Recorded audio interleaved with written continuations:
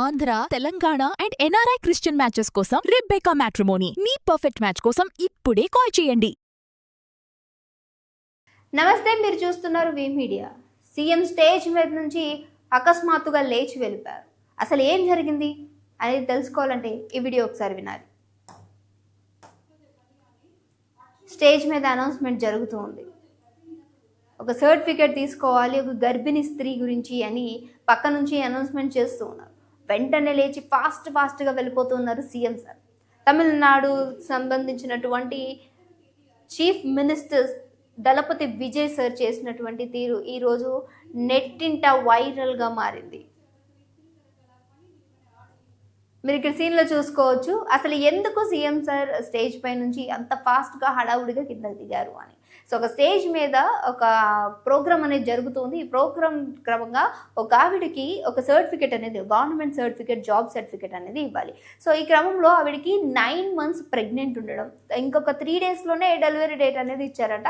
So stage ఎక్కడం అనేది it's highly impossible. అంటే అవుతుంది, బట్ చాలా కష్టపడుతూ స్టేజ్ ఎక్కాలి. సో ఇది వెంటనే ఎప్పుడైతే ఆవిడ అనౌన్స్మెంట్ చేశారో సార్ ఒక్క క్షణం కూడా ఆలోచించకుండా ఫాస్ట్గా స్టేజ్ దిగేసి వచ్చి అందరి ముందుకు వెళ్ళి ఆవిడ దగ్గరికి వెళ్ళి సర్టిఫికేట్ అనేది ఇవ్వడం. నిజంగా మనసున్న మహారాజు అంటూ ఉంటారు కదా, ఇలాంటి క్రమంలో అనిపిస్తుంది. ఈ ఫుల్ వీడియో కూడా నిజంగా నెటిజన్లను ఇలాంటి వాళ్ళే కదా మనకు కావాల్సింది నాయకుడుగా అనే విధంగా అయితే. సో చూసారు కదా వీడియో.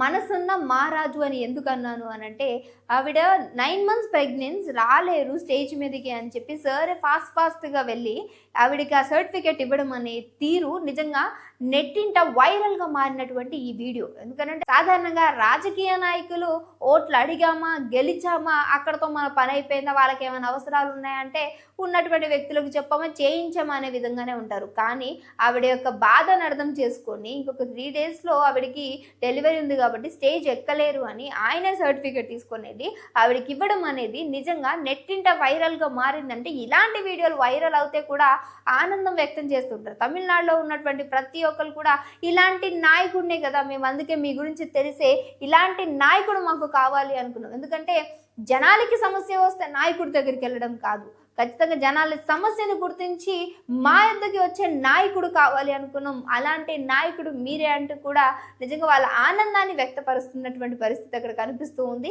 సో దానికి తగ్గట్టుగానే నిలువెత్తు నిదర్శనం అన్నట్టుగా CM sir, Tamil Nadu CM sir Vijay Thalapathy sir అయితే నిల్చున్నట్టు కనిపిస్తుంది ఇక్కడ మనకి కళ్ళకు కట్టినట్టుగా. సో ఒక్కసారి ఆయన గురించి మాట్లాడుకుంటే, ఎన్నో మూవీస్లో మనందరి ముందుకు పరిచయమైనటువంటి విజయ్ సార్ చాలా అంటే డౌన్ స్టేజ్ నుంచి హై స్టేజ్ వరకు వెళ్ళినటువంటి సార్ ఈరోజు తమిళనాడు సీఎంకే పోటీ చేసినటువంటి ఒక్కటే అటెంప్ట్కి భారీ మెజారిటీ తోటి గెలవడం అనేది కూడా ఆ మధ్య నిజంగా ఒక సెన్సేషనల్ అయ్యిందనే చెప్పొచ్చు. సో ఇప్పుడు ఆయన చేసినటువంటి ఎన్నో మార్పులు తమిళనాడులో నిజంగా ఇలాంటి నాయకుడు మాకు కావాలి, ఇలాంటి సీఎం కావాలి, ప్రతి ఒక్క రాష్ట్రానికి మీలాంటి సీఎం ఉంటే బాగుండు అనే విధంగా అంత మంచి ఇంప్లిమెంటేషన్స్ అయితే చేశారు.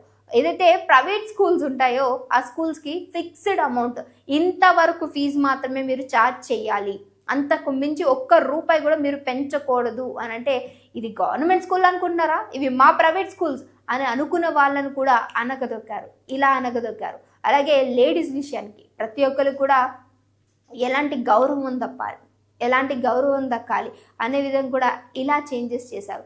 ఎవరైతే అమ్మాయిల విషయంలో అక్రమంగా అన్యాయాలు చేస్తూ అతి దారుణంగా ప్రవర్తిస్తారో అలాంటి వాళ్ళకి ఎలాంటి ఇన్ఫర్మేషన్ లేకుండా ఇలా అరెస్ట్ చేయాలి అని చెప్పారు. సో ఇంకా ఎన్నెన్నో నిజంగా ఈ యొక్క విషయం ఏదైతే ఉంది. ఇంకొకటి, ఎవరైతే రాజకీయాల్లో ఉంటారో వాళ్ళ పిల్లలు గవర్నమెంట్ స్కూల్లో చదువుతూ ఇప్పుడు మనము వచ్చాం కదా అంటే పదవిలోకి వచ్చాం కాబట్టి మన పిల్లలు హయ్యర్ స్టడీకి వెళ్ళొచ్చు అనుకునేటువంటి వాళ్ళకి కూడా ఇలా చేంజ్ చేశారు. ఎలా అంటే భరత్ అనే నేను అనే దాంట్లో సో నాయకుడు అంటే ఇలా ఉండాలి, కానీ ఇది సినిమాలోనే సాధ్యమవుతున్నది అనుకునేది రియల్ లైఫ్లో కూడా సాధ్యమవుతుంది. నేను నాయకత్వాన్ని వహిస్తే ఖచ్చితంగా చేంజెస్ తెస్తాను అని మాట ఇచ్చినటువంటి దళపతి సార్ ఈరోజు తన మాట నిలబెట్టుకున్నారు.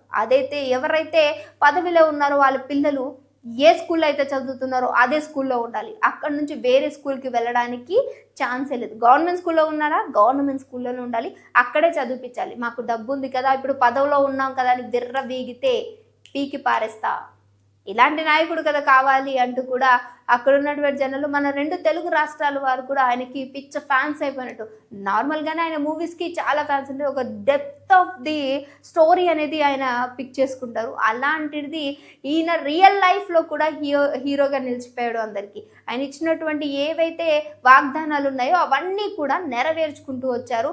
అండ్ ఈరోజు నెట్టింట వైరల్ అవుతున్నటువంటి ఈ వీడియో గురించి మాట్లాడుకుంటే, నిజంగా ఒక సీఎం పొజిషన్లో ఉండి పక్కన మనుషులను కూడా తాకడానికి ఇష్టపడరు. అసలు ఎవరు గాలి కూడా సోకకూడదు. అక్కడికి వెళ్తుంటే చాలా భారీ బందోబస్తుగా జనాలు అనేది ఉంటూ ఉంటారు. అలాంటిది భారీ బందోబస్తు అనేది పెడతారు.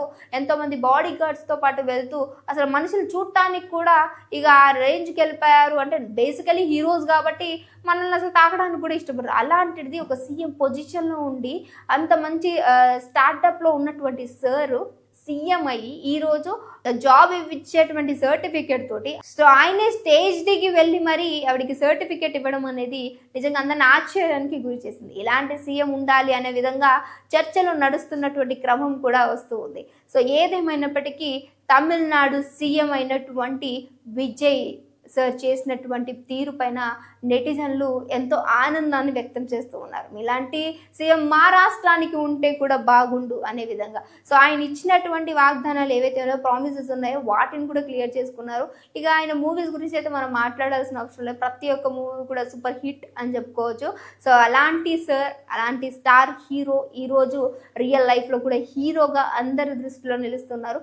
ఈయన రోల్ మోడల్గా తీసుకునే వాళ్ళు చాలామంది ఉన్నారు. సో మరి మీకు కూడా విజయ్ సార్ అంటే మూవీ పరంగా ఇష్టమా, ఈరోజు రియల్ లైఫ్లో చేస్తున్నటువంటి ఆయన యొక్క కార్యక్రమాలు ఏవైతే ఉన్నాయో ఈ పరంగా ఆయన ఇష్టపడుతున్నారా, హీరోగా నచ్చాడా, సీఎం సార్గా నచ్చారా అనేది కింద కామెంట్ చేయడం మర్చిపోకండి. ఇంకోటితో మళ్ళీ కలుస్తాం, చూస్తూనే ఉండండి అవచారం.